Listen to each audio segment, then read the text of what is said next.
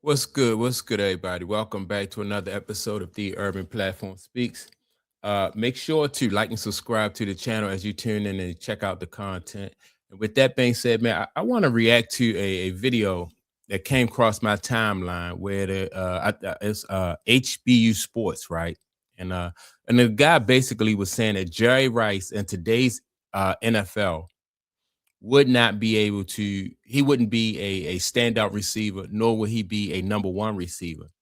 And his argument was basically because Jerry Rice is too slow. Jerry Rice ran a 4.7, right? And so he was saying that you have defensive linemen and linebackers who run 4.7s, and Jerry Rice would not have been able to create separation with any of the cornerbacks, right? And so I definitely disagree that Jerry Rice, number one, wouldn't have been able to create separation. Number two, I think that there's more to running routes than speed. And anybody who watched Jerry Rice, throughout his career knew that Jerry Rice was an excellent route runner, which means that his routes were precise. Then on top of that, Jerry Rice could he could change directions, right? So he would have the cornerback thinking he was going one way, and then he'd plant his foot and go the other way. That right there, creates separation. And then his quarterback, Joe Montana, or whether it was Steve Young, they just knew, that those guys, they had their timing down. So it definitely, in my opinion, as long as he had a really good quarterback and they had their timing down, he would have been able to be successful in any era. That's number one. And then on top of that, anytime Jerry Rice could have success against Deion Sanders, like one of the greatest cornerbacks in history, one of the fastest cornerbacks in history, then I think that it would be obvious that Jerry Rice would be able to have some success in any era. Jerry Rice definitely wasn't fast as Deion Sanders, but he still knew how to use his body to get in between the ball and the defender, whereas though just almost just like posting up. So if the quarterback threw the ball, he would make sure he was in between the ball and the cornerback, whereas though he was going to be the one who catch the ball, or either it was going to go out of bounds or something like that. So Jerry Rice was the ultimate when it comes to wide receivers.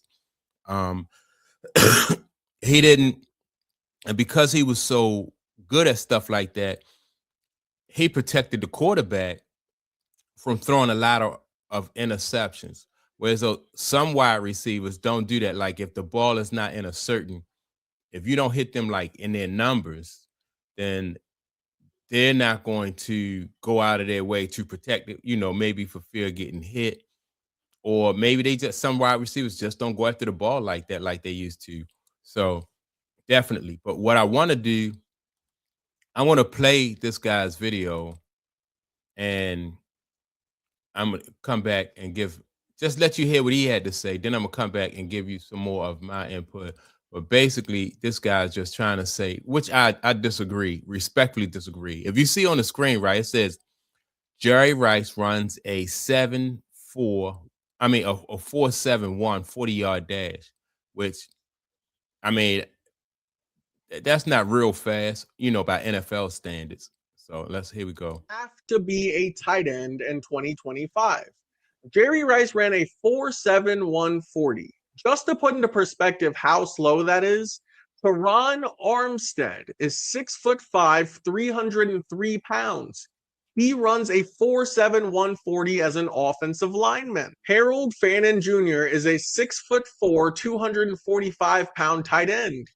He runs a 4.71 40-yard dash. There's not a single NFL team today where Jerry Rice could walk onto that team and be their number one wide receiver. It doesn't matter how good your route running is. If you can't separate from the cornerback, you're not getting the football. Today's cornerbacks run 4.3s and 4.4s, so they're 2 steps faster than Jerry Rice is. Jerry Rice would never get open. Jerry Rice would never separate Jerry Rice would never have made a name for himself. Jerry Rice would. All right. So let me say again, right? I definitely disagree. Um, you had you had cornerbacks back in the day who ran 4.3s, who ran 4.4s. So they would twice, had two steps as far as like they were two steps faster than Jerry Rice. And Jerry Rice still had that kind of he was able to create separation. Then on top of that, if you are a defensive lineman or you're a linebacker and you run a 4.4 or 4.7, once Jerry Rice get in front of you as those linemen, like they would not be able to, in most cases, wouldn't be able to run Jerry Rice down. Number one, because they don't have the stamina. When Jerry Rice in practice, Jerry Rice used to, when they threw him the ball, every time he caught the ball, he would run it all the way to the end zone, right?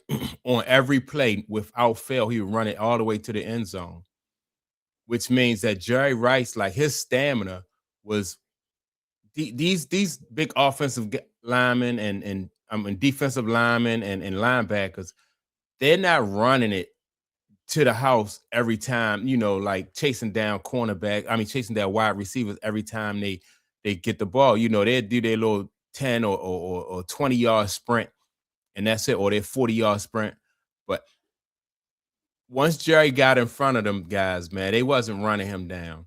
And then, like I said, on top of that, if you was behind, plenty of times you'll see somebody chasing Jerry Rice, and Jerry Rice would just change direction. He would start running on an angle, then he'd change his angle.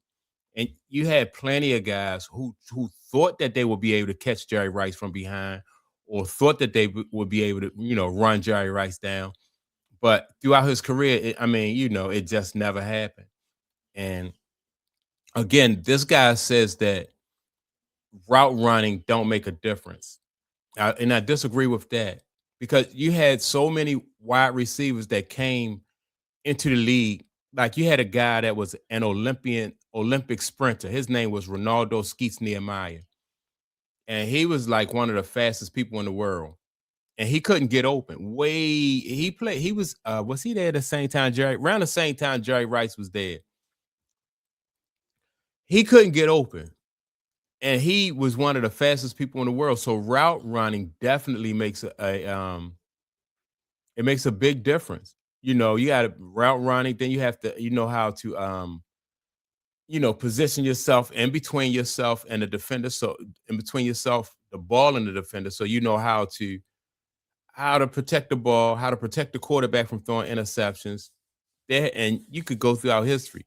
Every time they draft somebody with world-class speed, don't mean that these guys are going to have success in the NFL. It just don't. And Jerry Rice, man, and for him to run a 4.7 40-yard dash and have the kind of career that he had, that just goes to show his determination and like his knowledge of the game, because you have to know the game.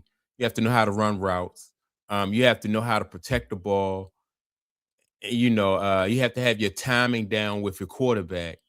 And so that's just, in my opinion, this guy right here just and he just points out how great Jerry Rice was when it comes to you know, being able to had a type of career he had, man. That's just crazy. Have to be a tight end in 2025. Jerry Rice ran a 4.7 140. Just to put into perspective how slow that is, Teron Armstead is 6'5", 3. Look, and let me go back a little bit, because you'll see these guys chasing Jerry Rice, right? And like I said, Jerry Rice would just change direction. Like these guys, this cornerback right here, or this might be a safety or cornerback, they would take angles. And once you took an angle on Jerry Rice, let me show you this. Once you took an angle 40. on Jerry Rice, Just to put into perspective how slow that is, Teron Armstead is 6'5", 303 pounds. He runs a 4.7 140 as an offensive lineman. Harold Fannin Jr. is a 6'4". You had linebackers and safeties in the league at that time who were faster than Jerry Rice. So it would have been no different today, than it was when Jerry Rice played. So yeah, I definitely got to disagree with this guy, man. And like I said, shout out to him though, HBU Sports, man. But yeah, Jerry Rice would have definitely had success in any era of football. So uh, make sure to like and subscribe to the channel.